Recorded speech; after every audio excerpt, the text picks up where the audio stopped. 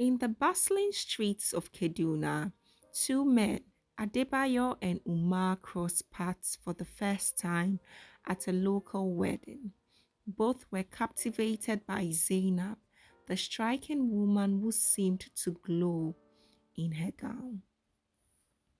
Adebayo, a well respected businessman, admired her beauty from across the room, while Umar, a rising politician, was mesmerized by her intelligence and charm. At the wedding reception, Umar made the first move, striking up a conversation with Zainab about the future of Kaduna and its youth. Adebayo watched silently as Umar enchanted her with his smooth words. Determined not to lose his chance, Adebayo approached, his voice dripping with confidence.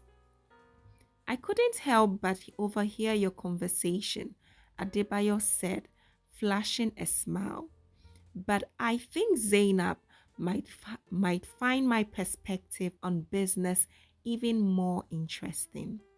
Zainab smiled coyly, clearly enjoying the attention from both men. She didn't reveal her preference, leaving both men intrigued and hungry for more. That evening, the seed of rivalry was sown.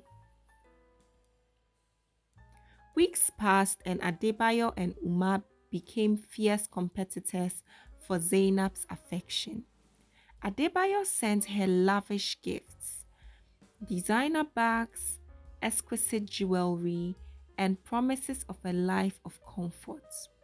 Umar, on the other hand, appealed to her intellect, inviting her for political events, introducing her to influential figures, and promising her a future of power and influence by his side. Zainab played her cards carefully, never fully committing to either man. Her text messages to Adebayo were flirtatious, her phone calls to Umar full of admiration.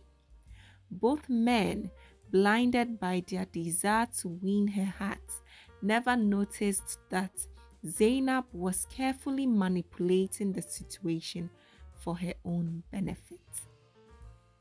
One evening, Adebayo invited Zainab to a rooftop dinner overlooking the lights of Kaduna. As they shared a bottle of champagne, Adebayo leaned in, his voice soft. Zainab, I can offer you everything: luxury, security, a life many only dream of. Say yes, and you will never have to want for anything again. Zainab smiled, her eyes glittering in the candlelight. Adebayo, you know I admire your success, but life is more than material things. Umar had planned his own surprise for Zainab that very night, a private political gathering where she would be the guest of honor. And so the rivalry continued to escalate. Tension between the two men grew, reaching its boiling point at a charity gala held in the heart of the city. Both Umar and Adebayo arrived, each unaware of the other's presence until they saw Zainab. Zainab wore a stunning emerald green gown that seemed to make her the center of attention. Adebayo, standing beside her, felt a surge of victory as he gently held her waist. But the moment was scattered when Umar approached, his eyes flashing with anger. Zainab, I didn't expect to see you here with him, Umar said, his voice tight. Adebayo stepped forward, his voice low. I think it's time you accepted that Zainab has made her choice. Zainab, caught between the two men, gave a nervous laugh. There's no need for this. she said, trying to defuse the situation, but it was too late. Umar, unable to contain his jealousy any longer, threw the first punch, and soon the two men were locked in a vicious fight. Guests at the gala looked on in shock as the once respected businessman and politician fought in front of everyone. Their obsession for Zainab now laid bare for all to see. Zainab watched with eyes wide, but not out of shock, out of calculation. She knew what was coming next.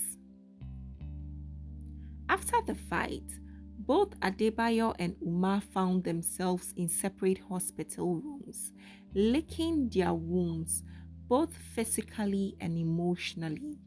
The media had a field day, and the reputations of both men were tarnished by the scandal.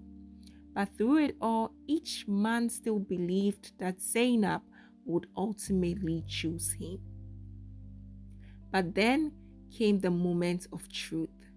Adebayo received a text message from Zainab. "We need to talk."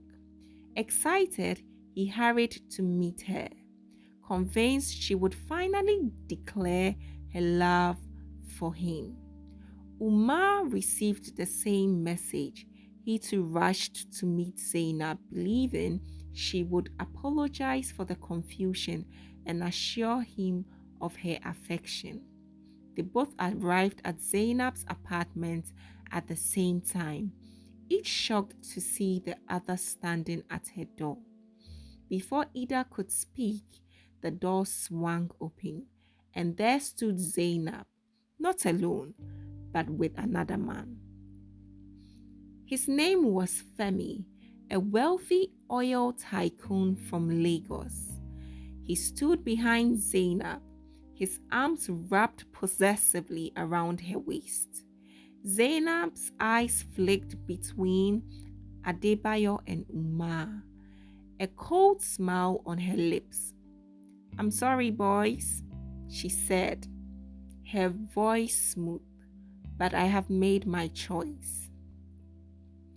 Both men stood frozen in shock as Zainab, with her new lover by her side, turned and walked away without a second glance.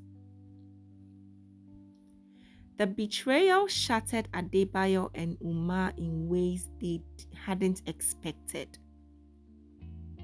They had sacrificed their reputation and their dignity for a woman who had been playing with them all along. It wasn't long before the truth began to emerge.